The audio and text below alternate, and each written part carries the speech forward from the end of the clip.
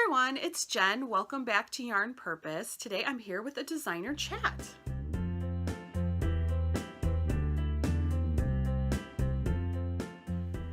Hey everyone, I'm glad you're back for another week. Today I have a new kind of video for you here on Yarn Purpose. I'm going to do a little bit of a chat about just my experience of being a full-time knitwear designer. I get a lot of emails and Ravelry messages and Instagram messages about becoming a designer, or how to become a designer, or what can I do to get my pattern into a magazine. And I get these messages all the time. I'm always happy to help people, but I just thought like maybe it would be good to do some of these videos for you just so that I can sort of share with everybody my experiences and sort of just I don't really want to say words of wisdom because I feel like I'm flying by the seat of my pants all the time, but just sort of share my experience and just sort of my thoughts on the industry and being a knitwear designer. I don't know. So I think I'm going to do these like once a month. Similar to my coffee catch-ups that I do once a month. So I think that's sort of my plan. We'll see. I don't plan on these videos being super long, but then again, some topics I feel like I do end up having a lot to say about them. So we'll just kind of see. But the first thing that I wanted to just talk about was just the steps of becoming a knitwear designer and what it sort of means. And the number one thing I tell people all the time, and if you've ever taken my Design Your Own Sock Yarn Shawl class from me, you have heard me say this, is that if you want to become a knitwear designer, you should absolutely do it. It's, I think, easier now than ever before. With Ravelry, there's so much information out there now. It's sort of easy to get started in knitwear design in comparison to 10, 15, 20 years ago. But you have to consider if you want to really give up your hobby. And that's one thing that's like really hard, and I still struggle with it.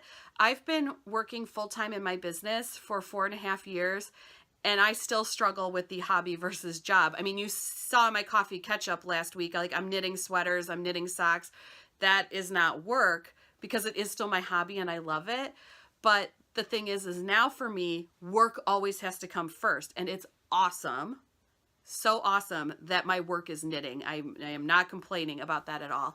But I just really want everybody to think before you take those first steps into knitwear design, that are you willing to give up your hobby to make it your job? And even if you're just doing it part-time, I mean, I started out doing this super part-time, super duper part-time, and then slowly built it up to where then it replaced my job.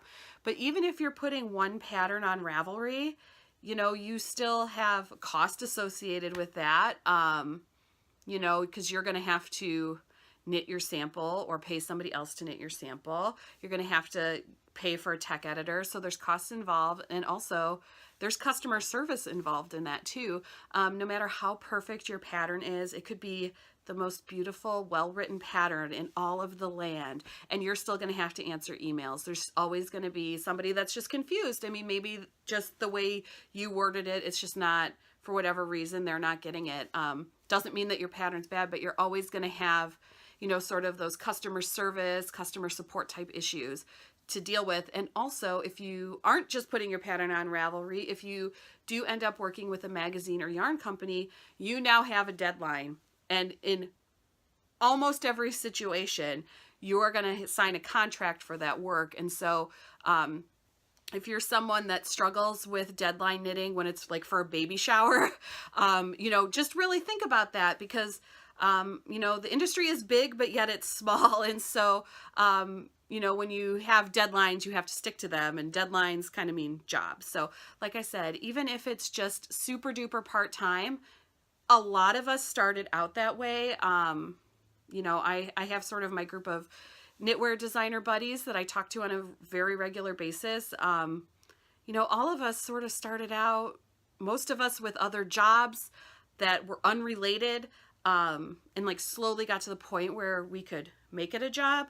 But you have to you have to think about it, because you are giving up your hobby a little bit if you want to become a knitwear designer. And obviously that is awesome. When you make your hobby your job, you love your job, but like like, I'm to the point where I have had to find other hobbies beyond knitting, because while I do still knit, you know, sweaters and stuff, because I don't design sweaters, you know, and I love to just like knit socks and go to knit night and knit my plain bare socks.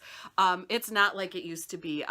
You know, I'm not on Ravelry looking at every pattern and queuing up every pattern I see, you know what I mean? So I just wanted to share that with you. That's just like one thing to think about. And you absolutely can just put a couple patterns up on Ravelry and sell them, and that's great, but you just have to know that there's always going to be a little bit of work associated with it, just beyond getting your pattern up on Ravelry and, you know, getting your money into your PayPal account.